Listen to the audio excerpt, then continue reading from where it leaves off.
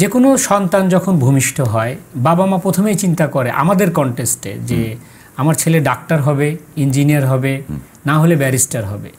সেক্ষেত্রে একজন অভিনেতা যে দুই বাংলাকে দখল করে রেখেছেন, সেটা কি বাবা মায়ের কোনো ইচ্ছা ছিল?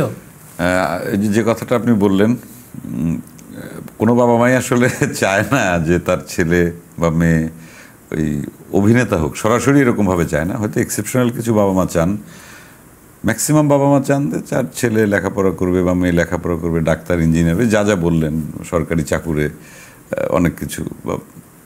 তা সেইটা আর আমাদের যে মানে ছোটোবেলার কথা যদি বলি, যে গ্রামে জন্ম, আমি একদম অজপাড়াগায় আমার জন্ম, পাবনা।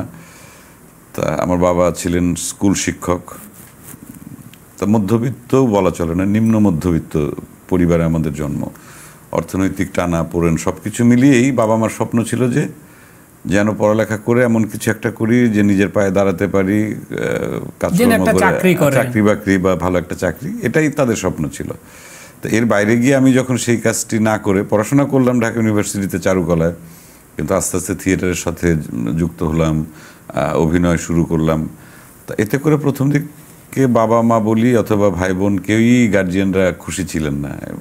তবে 8টা ভাই বোন, তো আমি সবার ছোট। তো সেক্ষেত্রে তারা একটু হালও ছেড়ে দিয়েছিলেন, আচ্ছা ঠিক আছে, 7 জন এক রাস্তায় গেছে, ছোট জন অন্য রাস্তায় যাক, সমস্যা নাই।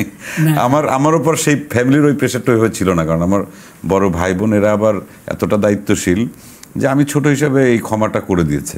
কিন্তু যে কথা বললেন যে এই রাস্তা এত দূর পর্যন্ত পৌঁছানো, এটা আসলেই অনেক ঘটনাবহুল জীবন।